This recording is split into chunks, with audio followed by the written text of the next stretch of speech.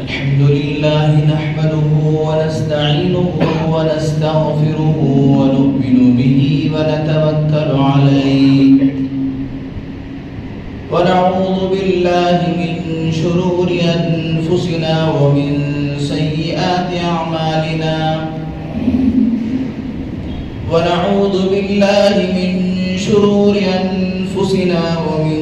سيئات أعمالنا من يهده الله فلا مضل له ومن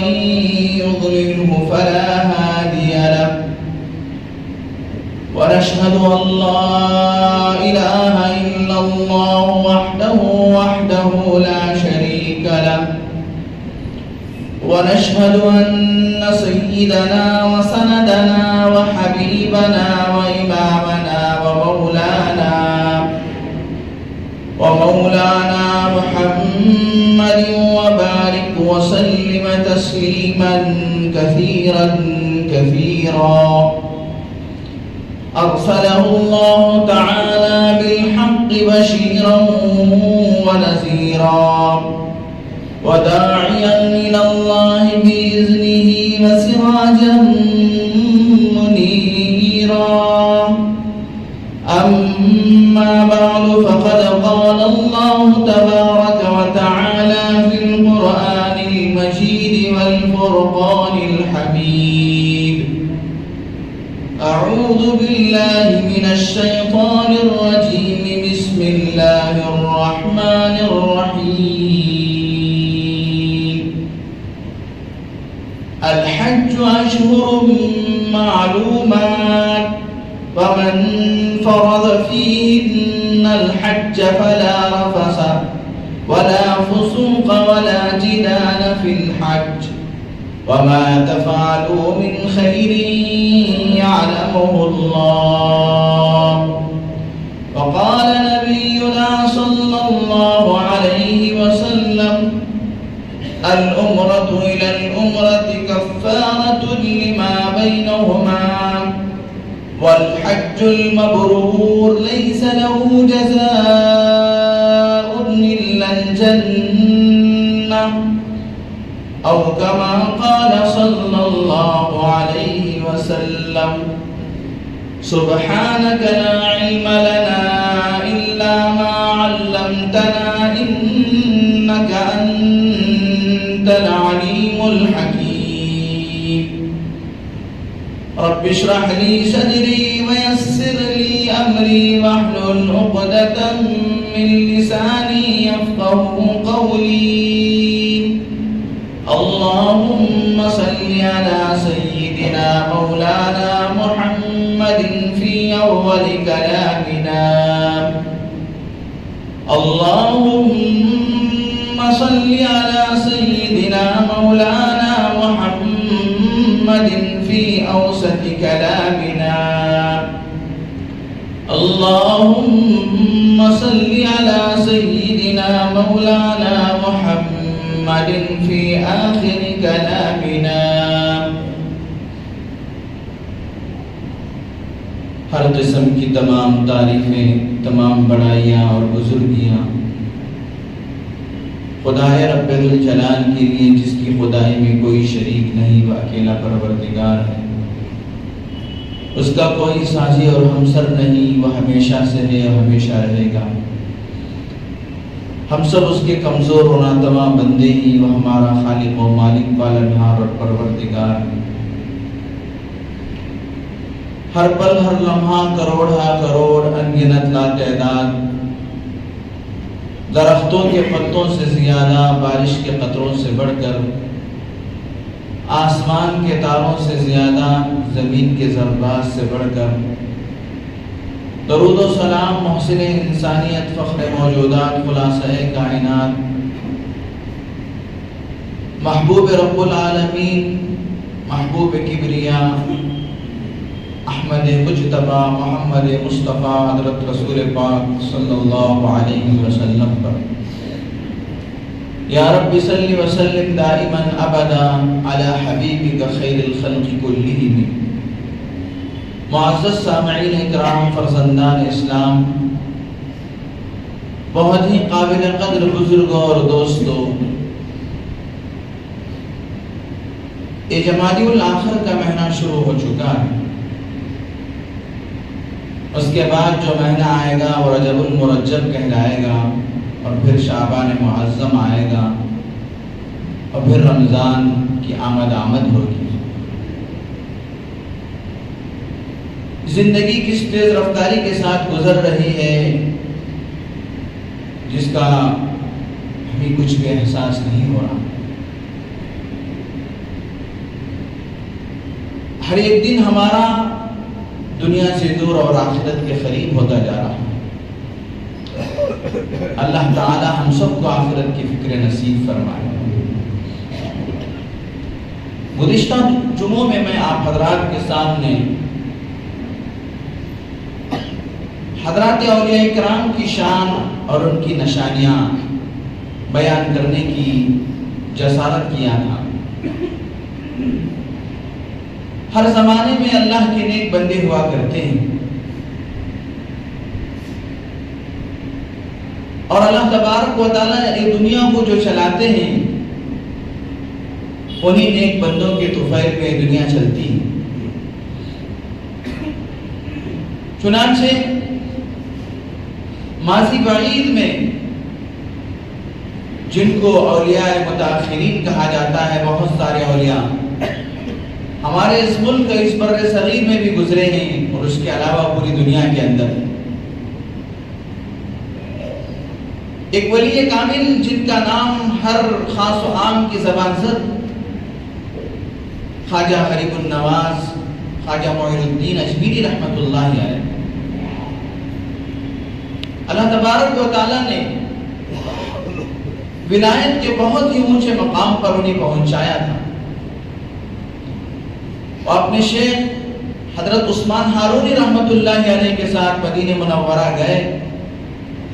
اور روزے مبارک سے ان کے لیے آواز آئی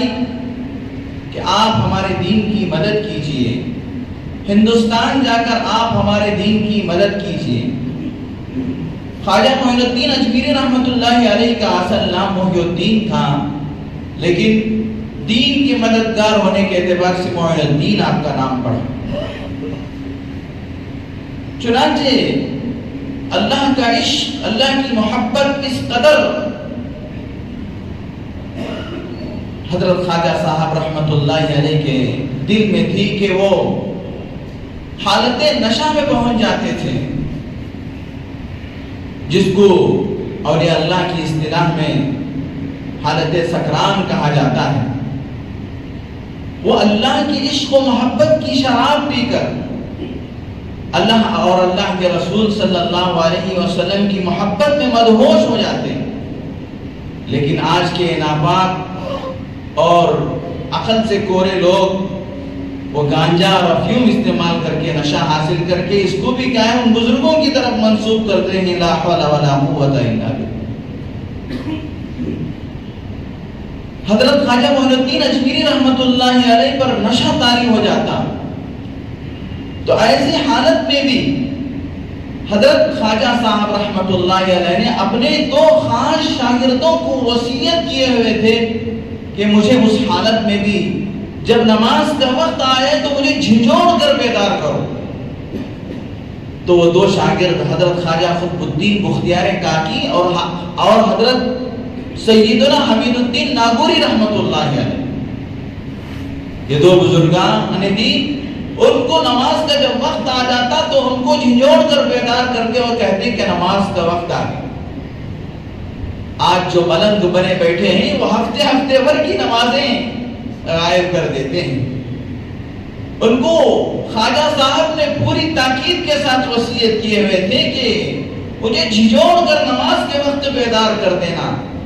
میں جب اللہ کے عشق میں، اللہ کی محبت میں حالت سکران میں ہوتا ہوں، میرا خیال اپنے میں نہیں ہوتا، اس وقت مجھے نماز کے وقت میں بیدار کر دیں۔ جب یہ لوگ کہتے کہ الصلاۃ، نماز کا وقت ہے، خواجہ صاحب نماز کا وقت ہے، تو حضرت معین الدین اجمیری رحمۃ اللہ علیہ فرماتے ہاں بالکل، نماز جو نہیں پڑھتا اس کا دین میں کوئی حصہ نہیں۔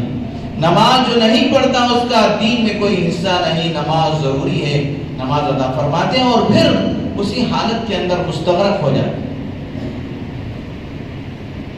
یہ ہمارے اولیاء اللہ ہیں۔ اور قریب کے زمانے میں بھی میرے دوستو اللہ تبارک و تعالیٰ نے ہمیں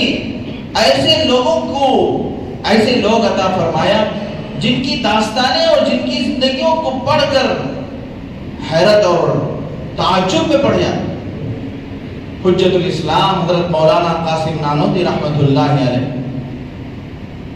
خاسم العلم والخیرات، جنہوں نے اللہ کے دین کو لوگوں میں تقسیم فرمایا۔ حضرت نوجوان ہیں، شادی کا وقت آیا اور ان کی شادی ایک رئیس گھرانے میں طے ہوئی۔ گھر والوں نے دیکھا کہ ایک رئیس گھرانے کے اندر حضرت کو جب معلوم ہوا تو حضرت نے کہا کہ مجھے اس گھر کے اندر شادی مت کرو، یہ بہت رئیس لوگ ہیں، بہت مالدار لوگ ہیں، اور مالدار کی ایک رئیس کی لڑکی آئے گی تو میں غریب آدمی ہوں، میں کیسے ان کو نبھا سکتا ہوں اور کیسے ان کو زندگی کی ہماری جو رفیق سفر ہے اس کے ساتھ میرا سفر کیسے گزرے۔ لیکن وہ حضرت قاسم نانوتوی رحمۃ اللہ علیہ کے جو سسر تھے انہوں نے تو ٹھان لی تھی کہ اگر میں اپنی بیٹی کا نکاح کروں گا تو مولوی قاسم سے کروں گا۔ چنانچہ میرے دوستو شادی ہو گئی، بہت ہی رئیس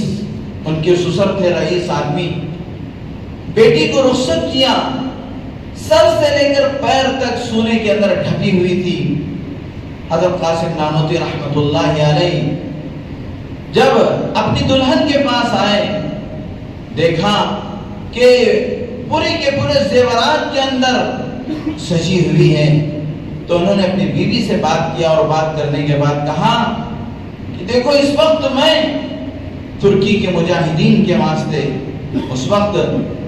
ترکی کے اندر جو خلافت عثمانیہ ختم ہوئی، اس وقت جو اس وقت کے حالات ہیں فلسطین کے، سمجھو کہ ویسے ہی وہاں پر حالات ہیں۔ حضرت نے کہا کہ میں ترکی کے مجاہدین کے لیے اور اللہ کے دین کی مدد کے لیے لوگوں سے چندہ مانگ رہا ہوں، لوگوں سے کیا ہے ان کی مدد کے لیے، ان کے تعاون کے لیے چندہ مانگ رہا ہوں، اور یہ جو کچھ زیور ہے تمہارے پاس اب تو تم اس کے پورے مالک ہو، تمہارے باپ نے تم کو دے دیا ہے، تم یہ پورا مال مجھے نکال کر دے دو، میں اس کو ترکی کے مجاہدین کے لیے بھیجوا دوں گا۔ خدا کی وہ بندی، اس کا بھی ایمان ایسا بنا ہوا تھا، ایک لمحے کے لیے بھی انہوں نے سوچا نہیں، فوراً اپنے بدن سے ان زیورات کو نکالنا شروع کیا۔ حجت الاسلام حضرت مولانا قاسم نانوتوی رحمۃ اللہ علیہ ان پورے زیورات کو ایک پوٹلی میں بنا اور جا کر میرے دوستو ترکی کے مجاہدین کے لیے اس پورے زیور کو دے۔ ہمارے اللہ والے، ہمارے بزرگان دین، اللہ والوں کی پہچان یہ ہوتی ہے ان کے دلوں میں دنیا کی محبت نہیں ہوتی، اور جو کچھ ہوتا ہے وہ اللہ کے دین کے لیے قربان کر دیتے ہیں۔ ابھی ہمارے شہر میں ایک بہت بڑی ہستی، بہت بڑے بزرگ آئے ہوئے تھے، مفکر اس قوم ملت حضرت مولانا سجاد خلیل الرحمن سجاد نعمانی۔ جب ان کا نکاح طے ہوا تو انہوں نے والدین سے کہا کہ میں ایک مرتبہ اس لڑکی سے بات کر لیتا ہوں، بڑوں کی اجازت سے۔ انہوں نے جس لڑکی سے ان کی شادی طے ہوئی تھی ایک مرتبہ بات کرنے کی بڑوں سے اجازت مانگی کہ میں ایک مرتبہ اس لڑکی کو بات کروں۔ بڑوں نے یعنی دونوں طرف کے بڑوں نے ان کو بات کرنے کی اجازت دی، تو انہوں نے بات کیا اور کہا کہ دیکھو میری تم سے پہلے 3 شادیاں ہو چکی ہیں، اب آپ میری 4تھی بیوی بننے والے ہیں۔ وہ عورت تعجب میں پڑ گئی، انہوں نے کہا کہ میری سب سے پہلے تو ایک شادی ہوئی ہے، وہ کیا ہے ملی اور دینی فکروں کے لیے، اور دوسری میری شادی تعلیم و تعلم سے ہوئی ہے، اور تیسری میری شادی دعوت و تبلیغ سے ہوئی ہے، اور اگر تم ان تینوں بیویوں کی معین و مددگار بننا چاہتی ہو تو میں 4تھی شادی کرنے کے لیے تیار ہوں۔ وہ بھی اللہ کی نیک بندی تھی، انہوں نے کہا کہ میں ضرور آپ کی مدد کروں گی۔ ایسے ہمارے اکابر گزشتہ مرتبہ جب حضرت بنگلور کا سفر کیے تھے 2.5 سال پہلے، تو حضرت نے یہی اسی بنگلور کے اندر کہا کہ میرے گھر جائے ہوئے 90% دن ہو گئے، میرے گھر کو جائے ہوئے، یعنی میں اپنی بیوی بچوں کو دیکھ کر یہ 90% دن ہے۔ اللہ کے دین کی مدد کے لیے اور لوگوں کو سمجھانے کے لیے، لوگوں کو صحیح رخ پر ڈالنے کے لیے یہ اللہ کے نیک بندے مارے مارے گھر گھر شہر شہر در در پھرا کرتے ہیں۔ ابھی بھی وہ ہمارے کرناٹک ہی کے اندر موجود ہیں، آپ کے کولار میں، آپ کے رام نگرم میں، آپ کے بنگلور میں اور ہمارے شہر ہندوپور میں، ان سب جگہوں پر جا کر حضرت نے لوگوں کو فکر دلائی، لوگوں کو متوجہ کرایا۔ چنانچہ میرے دوستو، ہم لوگوں کو بھی آخرت کی فکر کرنا ہے، ملت کی فکر کرنا ہے، قوم کی فکر کرنا ہے، دین کی فکر کرنا ہے۔ اس وقت میں خطبے کے دوران اس موضوع سے ہٹ کر جو آیتوں کا انتخاب کیا ہے وہ حج کی آیتیں ہیں۔ اس موقع پر جبکہ حج کا موسم نہیں ہے، میں نے حج کی آیتوں کا انتخاب اس لیے کیا کہ آپ کو معلوم ہو کر حیرت ہوگی کہ حج کے فارم بھرنے کا تقریباً 20-25 دن سے گورنمنٹ کی طرف سے حج کے فارم بھرنے کی جو مہم چل رہی ہے، ہمارے پورے ہندوستان سے 1,75,000 درخواستیں منظور کی جاتی ہیں گورنمنٹ کی طرف سے، لیکن ابھی تک، جبکہ دسمبر 20 تاریخ تک آخری تاریخ تھی، دسمبر 20 آخری تاریخ تھی، لیکن اب اس میں توسیع کر دی گئی ہے، دسمبر 20 تاریخ تک صرف اور صرف 80,000 درخواستیں موصول ہوئی پورے ہندوستان میں۔ اس کا مطلب یہ ہے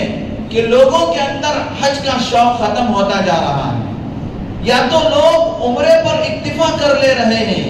یا تو پھر لوگ اپنے دنیاوی اغراض و مقاصد کے اندر لگ کر حج کو بھول بیٹھے، جبکہ حج ایک انتہائی اہم فریضہ ہے۔ اللہ تبارک و تعالیٰ نے قرآن مجید کے اندر بہت ہی تاکید کے ساتھ حج کے ادا کرنے کا حکم فرمایا۔ الحج اشہر معلومات فمن فرض فیہن الحج فلا رفث ولا فسوق ولا جدال فی الحج۔ اللہ تعالیٰ فرمانا حج کے کچھ مخصوص مہینے ہیں، اس کے اندر حج کرنا ضروری ہے۔ وَلِلَّهِ عَلَى النَّاسِ حِجُّ الْبَيْتِ مَنِ اسْتَطَاعَ إِلَيْهِ سَبِيلًا وَمَنْ كَفَرَ فَإِنَّ اللَّهَ غَنِيٌّ عَنِ الْعَالَمِينَ۔ اس آیت میں تو اللہ تبارک و تعالیٰ نے فرما دیا کہ اللہ کے لیے حج کرو،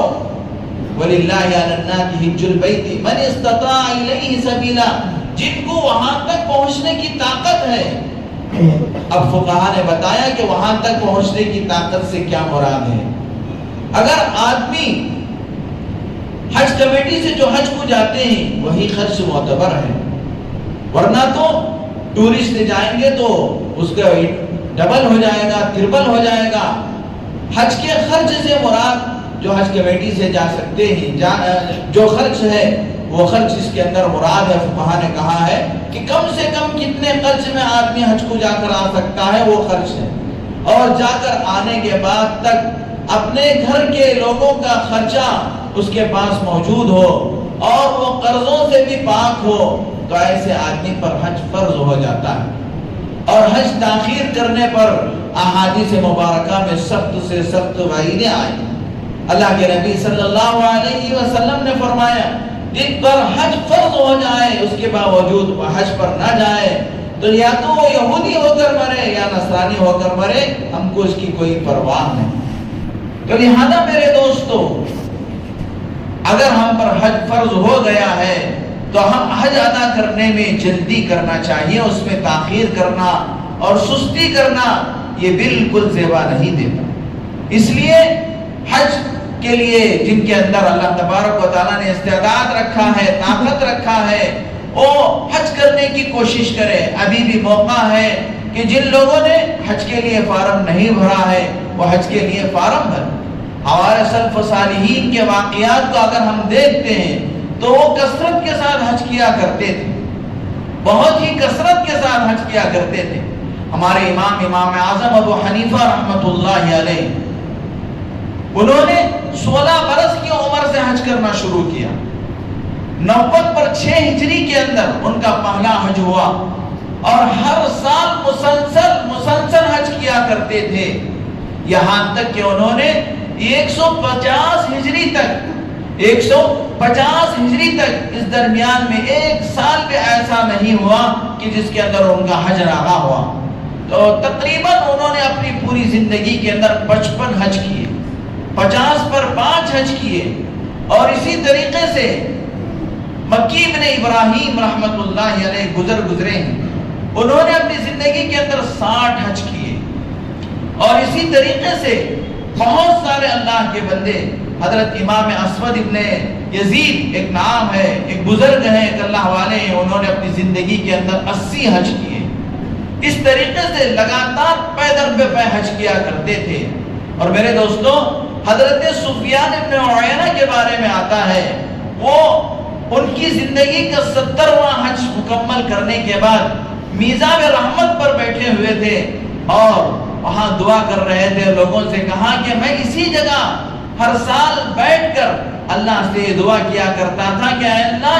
اس حج کو میری زندگی کا آخری حج نہ بنا، مجھے دوبارہ آنے کی توفیق عطا فرما، اور اللہ نے میرے ہر سال دعا قبول فرمایا۔ اب مجھے اللہ سے دعا کرتے حیا آتی ہے، شرم آتی ہے، چنانچہ ان کی زندگی کا آخری حج تھا، اسی سال ان کا انتقال ہو گیا۔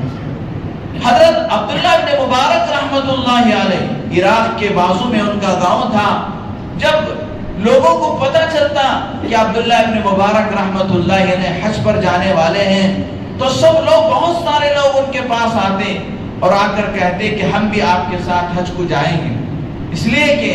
حج اور عمرے کے اندر کوئی جاننے والا عالم اگر ہو جاتا ہے تو پھر میرے دوستوں اس کا حج صحیح ہوتا ہے۔ بہت ساری مرتبہ عام طور پر ہمارے گاؤں اور شہروں کے لوگ بڑھاپے میں اور عمر ڈھل جانے کے بعد حج کو جاتے ہیں، لیکن ساتھ میں کوئی رہبر اور رہنما نہیں ہوتا، تو بسا اوقات وہ حج کو ضائع کر کے آ جاتے ہیں، حج کو ناقص کر کے آ جاتے ہیں، اور ایسے جرائم و ارتکاب اور ایسے کیا ہے جناحات کر کے آ جاتے ہیں کہ پھر وہ معاف نہیں ہوتے۔ چنانچہ بہت سارے لوگ ایسے ہوتے ہیں کہ حج پر جانے کے بعد جو طواف زیارت فرض ہوتا ہے، جا کر دیکھتے ہیں وہ موقع بہت بھیڑ کا ہوتا ہے، لہذا بھیڑ کو ڈر کر، لوگوں کو ہجوم کو ڈر کر وہ طواف زیارت کیے بغیر ہی حج سے فارغ ہو جاتے ہیں، جبکہ طواف زیارت فرض ہوتا ہے۔ اس طریقے کے بہت سارے مسائل، تو لہذا جب عبداللہ بن مبارک رحمت اللہ علیہ حج کو جانے کا ارادہ فرماتے تو بہت سارے لوگ ان کے پاس آتے اور کہتے کہ حضرت ہم بھی آپ کے ساتھ حج کے لیے چلیں گے، تو حضرت کہتے کہ ٹھیک ہے، اور وہ لوگ جو اپنے سفر کی جو امانتیں ہوتی ہیں حضرت کے پاس لا کر دیتے، اور حضرت ان تمام امانتوں کو ایک صندوق کے اندر رکھ دیتے، ان کا نام لکھ کر کے فلاں آدمی کی یہ تھیلی ہے، فلاں آدمی کی یہ امانت ہے، ایک صندوق کے اندر رکھ دیتے، اور اس کے بعد پورے قافلے کو لے کر حضرت چلتے اور اس کے لیے سواریوں کا انتظام کرتے، کھانے پانی کا انتظام کرتے، اور پورے قافلے کو لے کر مدینہ منورہ پہنچتے، مکہ مکرمہ پہنچتے۔ مدینے میں جانے کے بعد لوگوں سے پوچھتے کہ تمہارے گھر والوں نے تم کو کوئی یہاں سے ہدیہ اور تحفہ لانے کے لیے کہا ہو تو کہیے، وہ لوگ کہتے کہ مجھے ہم کو مکہ مدینے سے فلاں چیز لانے کے لیے گھر والوں نے کہا ہے، بچوں نے کہا ہے، تو ان تمام لوگوں کو حضرت وہ چیزیں دلا دیتے، وہ تحفے تحائف دلاتے، اور پھر مکہ مکرمہ جاتے۔ حج سے فارغ ہونے کے بعد حضرت پوچھتے کہ مکے سے کوئی چیز لانے کے لیے تمہارے گھر والوں نے کہا، وہ اگر کہتے کہ ہاں ہمارے گھر والوں نے مکے سے فلاں چیز لانے کے لیے کہا تو حضرت ان کو وہ چیزیں دلا دیتے، اور اس کے بعد حج پورا مکمل کر کے واپس اپنے گاؤں آتے، اور آنے کے بعد اس صندوق کو کھولتے جس صندوق کے اندر ان کی امانتیں رکھی ہوئی ہوتی، اور ان کے نام کی وہ پورے کیا ہے امانتیں ان کو واپس لوٹا دیتے۔ اس طریقے سے ایک جمع غفیر کو لے جا کر حضرت عبداللہ ابن مبارک رحمت اللہ علیہ لوگوں کو حج کرا کر آتے۔ تو حج بہت بڑی دولت اور بہت بڑی نعمت، لہذا میرے دوستوں حج کے اندر کوتاہی اور غفلت کرنا مناسب نہیں ہے۔ آئے دن کیا ہے، لوگوں کے اندر عمرے کو جانے کا زیادہ سے زیادہ رجحان بڑھتا جا رہا ہے، اور اسی پر اکتفا کر کے لوگ حج سے پیچھے اپنے پیروں کو پیچھے کھسکا لے رہے ہیں۔ یہ بہت ہی محرومی کی بات ہے۔ لہذا جن لوگوں کے اوپر حج فرض ہوا ہے ان کو تو ضرور حج کے لیے پہل کرنا ہے، اور ابھی جو درخواستیں وصول کی جا رہی ہیں اس کا فائدہ اٹھا کر سب سے پہلے اپنی درخواستوں کو منظور کرانے کے لیے درخواستیں دینی چاہیے۔ اور میرے دوستو، حدیث پاک میں اللہ کے رسول صلی اللہ علیہ وسلم نے فرمایا، جو آدمی حج کو کسی دنیاوی کاموں کاج کی وجہ سے مؤخر کرے، حج کو اپنے کسی دنیاوی ضرورت کی وجہ سے، مثال کے طور پر حج کے لیے تو پورا بندوبست ہے، اس کے پاس مال ہے، جا کر آ سکتا ہے، ساری سہولتیں ہیں، لیکن ابھی بیٹی کی شادی نہیں کیا اور شادی کر کے میں حج کو جاؤں گا، یا پھر یہ سوچتا ہے کہ میں گھر نہیں بنایا، گھر بنا کر حج کو جاؤں گا، یا فلاں کام میرا ایک کاروبار ہے، وہ کاروبار اچھے طریقے سے ترقی پذیر ہو جائے، اس کے بعد میں گھر حج کو جاؤں گا، یا ایک دکان ہے دوسرا دکان بن جائے جب میں حج کو جاؤں گا۔ ایسے لنگڑے بہانے آدمی تلاش کرتے ہیں، یہ بہانے بالکل اللہ کے نزدیک معتبر نہیں ہیں۔ اگر حج فرض ہو گیا ہے تو پہلی فرصت میں حج کو جانا ہے۔ رسول اللہ صلی اللہ علیہ وسلم نے فرمایا، اگر کوئی آدمی اپنی کسی دنیاوی ضرورت کی وجہ سے حج کو مؤخر کرے تو قسم خدا کی کہ حاجی لوگ حج کو جا کر آ جائیں گے، لیکن اس کی دنیا کا وہ کام پورا نہیں ہوگا، اس کا وہ دنیا کا کام پورا نہیں ہوگا۔ ہاں اگر حج کو جائے گا تو اللہ تعالیٰ حج کی برکت سے اس کے جا کر آنے سے پہلے اس کے اس دنیاوی کاموں کا انتظام اللہ تعالیٰ اپنے فضل سے فرما دے۔ مثال کے طور پہ بیٹی کی شادی کرنا ہے، اب وہ رشتے چھان بین کر رہا ہے، لیکن میرے دوستو لوگ حج کو جا کر حاجی بن کر آ جائیں گے، اس کی بیٹی کا رشتہ طے نہیں ہوگا۔ ہاں اگر وہ حج کو چلا گیا تو حج کی برکت سے وہ ابھی گھر پہنچا ہی تھا، فوراً کیا اس کے پاس داماد کا رشتہ آ جائے گا، اس کی شادی اور بچی کی شادی ہو جائے گی۔ اس طریقے سے حج کو کسی دنیاوی کام کی وجہ سے مؤخر نہیں کرنا ہے۔ یہ موقع حج کے لیے درخواستیں جمع کرنے کا، اس لیے میں ساری باتیں عرض کر رہا ہوں۔ اسی طریقے سے میرے دوستو، لوگوں نے بڑی مشقتوں کے ساتھ، بڑی محنتوں کے ساتھ اللہ کے گھر پہ پہنچے، اس لیے کہ اللہ کا گھر وہ عشق اور وہ محبتوں کا گھر ہے۔ مالک بن دینار رحمت اللہ علیہ نے ایک موقع پر ایک دم چلچلاتی ہوئی دھوپ تھی، ایسی دھوپ تھی کہ پرندے بھی درختوں کے پتوں کے سائے میں چھپ کر بیٹھا کر رہے ہیں، لو چل رہی ہے، بہت سخت دھوپ چل رہی ہے۔ ایسے موقع پر مالک بن دینار رحمت اللہ نے اپنے کسی کام سے دوپہر کے وقت میں نکلے تو ایک نوجوان کو دیکھا جو پیروں کے بل نہیں بلکہ سیرین کے بل چل رہا ہے، سیرین کے بل چل رہا ہے، یعنی اس کے دونوں پیر نہیں ہیں، وہ ایسی دھوپ میں چل رہا ہے، دھوپ کی وجہ سے اس کا پورا چہرہ لال ہو گیا۔ حضرت مالک بن دینار رحمت اللہ علیہ نے اس نوجوان کو سلام کیا، اس نے سلام کا جواب دیا اور اس کے بعد کہا کہ آپ اتنی دھوپ میں جبکہ پرندے بھی سائے میں وہ رہنے پر مجبور ہیں، ہواؤں میں نہیں اڑ رہے ہیں، تھوڑی دیر آپ میرے گھر میں آرام کر لیں، اور اس کے بعد آپ کہاں جا رہے ہیں؟ اس نے کہا کہ میں حج پہ جا رہا ہوں۔ وہ کہا کہ تھوڑی دیر آرام کر لیں، عصر کے وقت میں نکل جا۔ تو اس نے کہا کہ مالک بن دینار تم تو پیر سے سفر کرتے ہیں، میرے تو پیر نہیں ہیں، مجھے تو سورین کے بل چلنا پڑتا ہے، اس لیے مجھے لمبا وقت لگتا ہے، میں تاخیر نہیں کر سکتا، میں انتظار نہیں کر سکتا، میں آرام نہیں کر سکتا۔ انہوں نے کہا کہ بھائی ہم تیرے لیے سواری کا انتظام کر دیں گے، تم سواری پہ چلے جاؤ۔ تو اس آدمی نے، اس اپاہج نے کہا مالک بن دینار میں تو تم کو بہت ہوشیار آدمی سمجھتا تھا، میں گنہگار بندہ اپنے آقا کو منانے کے لیے جا رہا ہوں، کیا کسی غلام کے لیے زیبا دیتا ہے کہ وہ اپنے آقا کے لیے منانے جائے تو سواری پہ سوار ہو کر جائے، اپنے آقا کو منانے کے لیے جائے تو سواری پہ سوار ہو کر جائے؟ میں تو پہلے سرین کے بل چلوں اور وہ آقا مجھے معاف فرما دے تو میری زہ سعادت ہے۔ یہ کہہ کر وہ نوجوان چلا گیا۔ حضرت مالک بن دینار فرماتے ہیں کہ وقت آیا وہ آدمی چلا گیا، بہت زمانہ بیت گیا، میں اس واقعے کو بھول گیا، لیکن اتفاق سے اسی سال مجھے بھی حج کو جانا تھا۔ میں حج پر گیا اور جانے کے بعد میں نے تمام ارکان مکمل کیے، اور جب شیطان کو کنکریاں مارا تو شیطان کو کنکریاں مار کر واپس ہو رہا تھا تو وہاں پر میں نے ایک ہجوم کو دیکھا۔ ہجوم ہے، لوگوں کا جمع غفیر ہے۔ میں نے لوگوں سے پوچھا کہ کیا بات ہے، کیا یہ ہجوم کیسے جمع ہوا ہے؟ تو لوگوں نے کہا ایک اپاہج ہے جو اللہ سے ایسی عشق اور محبت کی دعائیں کر رہا ہے، لوگ اپنی دعاؤں کو چھوڑ کر اس کی دعا پر آمین کہنے پہ مجبور ہو کر اس کی دعا کو سن رہے ہیں۔ حضرت نے کہا کہ حضرت مالک بن دینار نے کہا کہ مجھے بھی تھوڑا جگہ دے دو کہ میں بھی دیکھوں اس کو کون ہے۔ تو لہذا میں نے لوگوں کو کھسکا کر جگہ بنا کر آگے پہنچا تو دیکھا کہ وہ وہی اپاہج ہے جو مجھے میرے گاؤں میں ملا تھا۔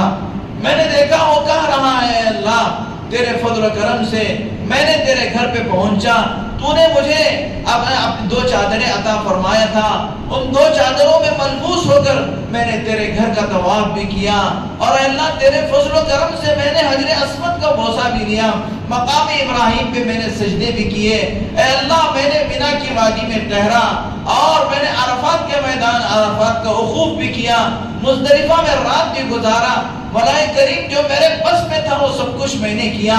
اب لوگ قربانیوں کے لیے جا رہے ہیں، قربانیاں دینے کے لیے جا رہے ہیں، وہ جانوروں کو ذبح کریں گے، ان لوگوں کے پاس پیسہ ہے، روپیہ ہے، وہ جانور خریدیں گے اور جانوروں کو قربان کریں گے۔ مالک تو جانتا ہے میرے پاس میری جان کے علاوہ کچھ نہیں ہے، اب میں تیرے دربار میں اپنی جان کو قربان کرنا چاہتا ہوں۔ یہ کہہ کر وہ نوجوان کلمہ پڑھتا ہے اور وہیں پر اس کی روح نکل جاتی ہے، وہ اللہ کو پیارا ہو جاتا ہے۔ لہذا میرے دوستو حج یہ اللہ تبارک و تعالیٰ کی محبت اور اللہ کی عشق و مستی کا سفر ہے، لہذا اللہ تعالیٰ یہ خوش نصیبوں کو اس کی توفیق عطا فرماتے ہیں۔ لیکن آدمی اگر ارادہ کرتا ہے، آدمی اگر ہمت کرتا ہے تو اللہ تبارک و تعالیٰ اس کے ارادوں کو بھی مکمل فرماتے ہیں اور اس کے ہمت کو بھی اللہ تبارک و تعالیٰ قبول فرماتے ہیں، وہاں تک جانے کے اللہ تعالیٰ راستے اور سبیلیں مہیا فرماتے ہیں۔ اور میرے دوستوں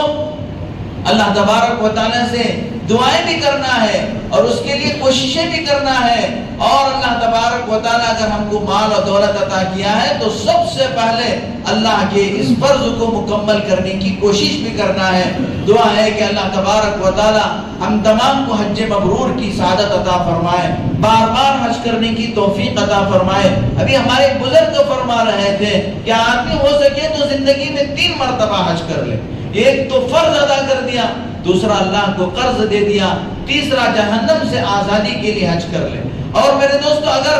یہ بھی نیت کر لے آدمی کہ ایک تو کیا ہے اپنا فرض ادا کر لیا، اور اگر اس کے والدین حج نہیں کیے ہوئے تو ان کے ارادے سے دوسرا حج کر لے، اور تیسرا جناب محمد الرسول اللہ صلی اللہ علیہ وسلم کے اگر والدین حج کر کے ہیں تو پہلا حج تو اپنے لیے، دوسرا حج اللہ کے نبی حضرت محمد الرسول اللہ صلی اللہ علیہ وسلم کے لیے جن کے ہم امتی ہیں، اور تیسرا حضرت ابراہیم خلیل اللہ علیہ السلام جو خانہ کعبہ کے معمار ہیں، اور حضرت ابراہیم خلیل اللہ علیہ السلام کی ملت پر ہم ہیں۔ ہماری ہم جو ہیں وہ اللہ کے نبی صلی اللہ علیہ وسلم کے امتی، آپ کے امت ہیں، اور حضرت ابراہیم علیہ السلام کی ملت میں ہیں۔ حضرت ابراہیم علیہ السلام کے بہت سارے طریقوں کو اللہ تبارک و تعالیٰ نے دین محمدی کے اندر باقی رکھا ہے۔ اللہ تعالیٰ سے دعا ہے کہ اللہ تبارک و تعالیٰ ہم تمام کو بار بار حج کرنے کی توفیق عطا فرمائے، اور اللہ کے گھر کی بار بار زیارت کرنے کی توفیق عطا فرمائے۔ آمین وآخر دعوانا الحمدللہ رب العالمین۔